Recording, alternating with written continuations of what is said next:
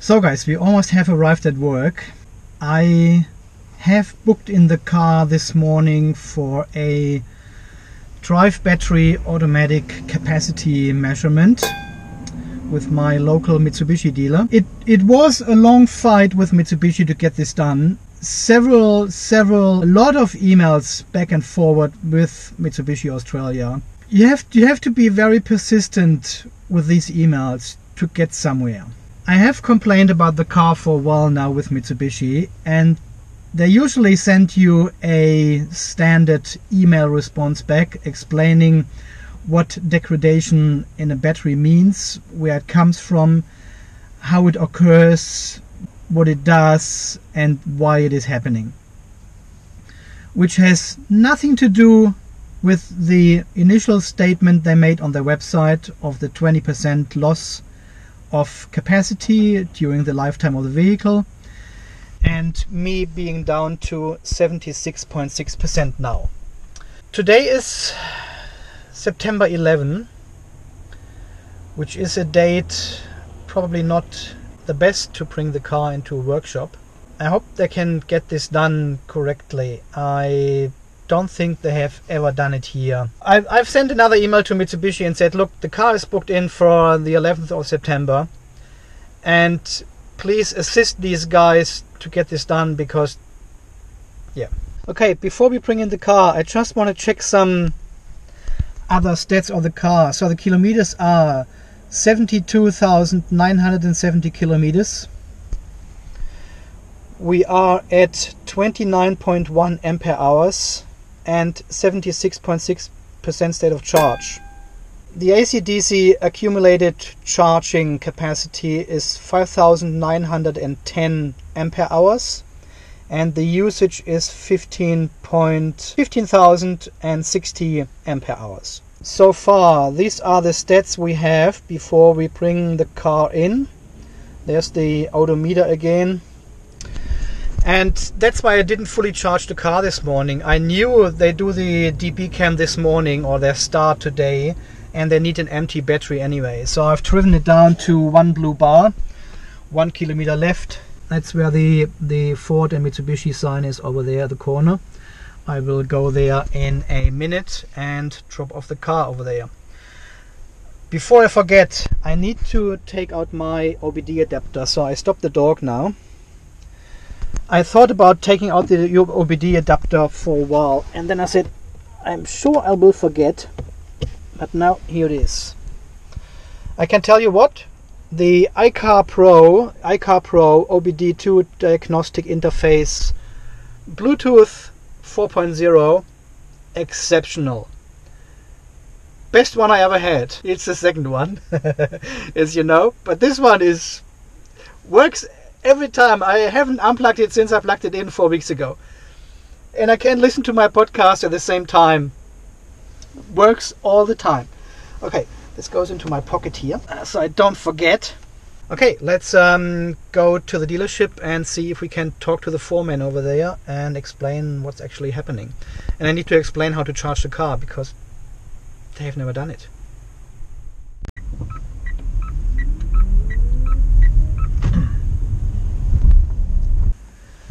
I'm at the Lockyer Valley Mitsubishi dealership now, and I'll leave the car here for the drive battery automatic capacity measurement.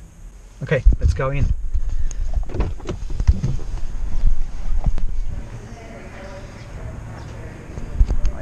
There's the service guy. I will book the car in with them. Alright, so the situation is the foreman is not there at the moment. I'll leave the car with them and pick up the loan car later on today. I probably should take out my equipment here and leave it in the boot, because he said they are not starting to work on the car before 9:30 today anyway. So I'll be back at 9:30 again and trying to talk to the foreman here and explain what's actually going on, and probably walk him through the drive battery measurement as well. Just a quick one. They should have it in their manual anyway, but who knows. I have never used the key fob before Oh, look at this, it works. Okay, no worries. Thank you very much. See you later. Bye. What a shame this one is not fully electric here. It's a nice looking car.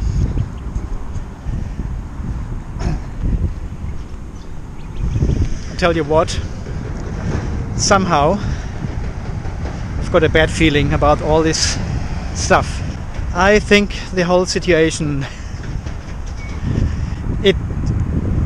it will not end well. 1 hour later. So this was a very interesting chat with the foreman over there at Mitsubishi. I have explained the situation in all details to him, showed him the dog as well, the state of charge, the battery cards, the state of health, and explained how everything works. And well, he hasn't done any procedures on the battery so far, and he said he doesn't even know what Mitsubishi wants them to do. So he starts working on the car after lunch, which is in about 2 hours, and gets back to Mitsubishi and say, look, what do you want me to do? So I'm not sure. I've got this strange feeling they will just take a snapshot of the battery. So yeah, we'll probably go from there. He will call me back this afternoon and let me know what is actually happening. I'm not very confident something is actually happening.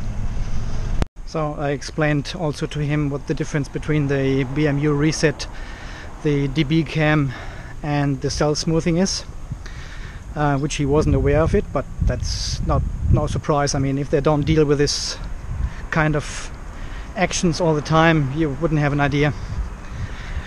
So he's briefed, he's up to date, he knows what's going on, and let's just wait. Many hours later. Okay. So boys and girls, update on the car. Sitting here in the brand new Mitsubishi Eclipse crossover vehicle. It has actually a touchpad in here to operate the multifunction display over there. Pretty nice car. You can feel it's a little bit smaller than the Outlander PHEV, but would be enough space. The console here is massive. That is massive. Not sure, I have to go through the settings and electronics here and want to have a little bit of a play with it, see what's going on. So they have my car and they keep it overnight at least. The guy told me, yeah, Mitsubishi wanted to do them some testing on it, and probably they do the DB cam on the car after all. And he said something that could take up to 5 hours or so. So yeah, leave the car there. They gave me this loaner and we will talk to them again tomorrow and see what's actually going on. I'm still not very convinced there is something happening with it, so I'm not sure what's going on. The guy who gave me the loan car didn't know too much about it. They said, yeah, Mitsubishi wanted to do some testing on the car. What kind of tests, we don't know yet. Okay, let's drive home. So I'm trying to drive as efficient as possible with this car, and I even figured out this one has the pedals as well, and you can see the big number 8 in there. You can actually shift the gears in the automatic gearbox, and of course I wanted to drive in the highest gear possible, which is the number 8. So does it have 8 gears? Wow. Okay, and now I can shift down. It's basically like regen, just it doesn't regen. Far here up to the highway is 7 liters per 100 kilometers. And also this car has an eco mode, which I of course have activated. Shifting down now. You can hear the engine. Okay, 7.7 liters so far, just from work to the highway. Same functions as in the Outlander. You hold the right pedal down and it goes to D mode. Oh, and after being driven 9 kilometers, we are on 8 liters per 100 kilometers on average. That's our average consumption so far. I'm not too impressed with that, actually. I was hoping a figure below 7, probably more like 6.5, but 8 liters is a lot of fuel, a lot. Here's the fuel consumption again on the bigger picture. I need to pedal down, need to brake. That is weird, the car is not braking. Wow, that feels so different. Because the car is just it doesn't brake when you take your foot off. It's probably the eco mode. It's very sluggish with the acceleration pedal. But I think that's because I'm in eco mode. Oh yeah. Oh yes. Here it comes. Nah, I'm driving in eco mode. Yep, turn off the eco mode and it goes. But we don't want to do that. Just want to see how far I can push the consumption down to compare it to the Outlander. So 7.6 liters per 100 kilometers so far. Almost home. Beautiful sunset.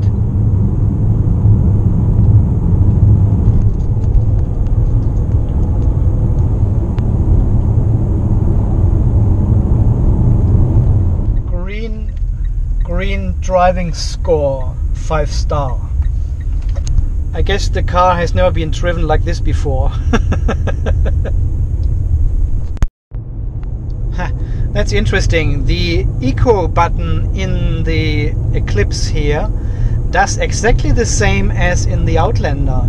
It smooths out your gas pedal, your acceleration pedal, and makes the car a little bit more laggy when you accelerate. When you put your foot down, it takes a while until the car takes off, so it smooths out your ride. Very interesting, they have actually copied it from the Outlander into this new vehicle here. Maybe that's with all the new cars now, I don't know. This is a nice feature. Electronic handbrake, hill holding function. They haven't changed the chimes. Terrible. Fasten seatbelt. Okay, you get the stars, you get a history of your stars. Shut up! Ah, that's a tutorial for the whole touchpad situation in here. And as well, it stops after a while. It realizes you're not driving anymore and it stops the chime. Glad. Wipers, yeah, that's all the same as in the PHEV, basically. Turn signal. You go back and you operate everything with this little touchpad and the buttons here. How do I... Oh, here we go. So you're going up and down here.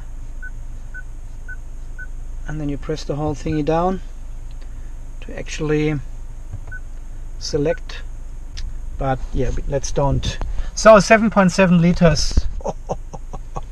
Okay, that takes too much fuel. Take it off. That was 15.4 kilometers.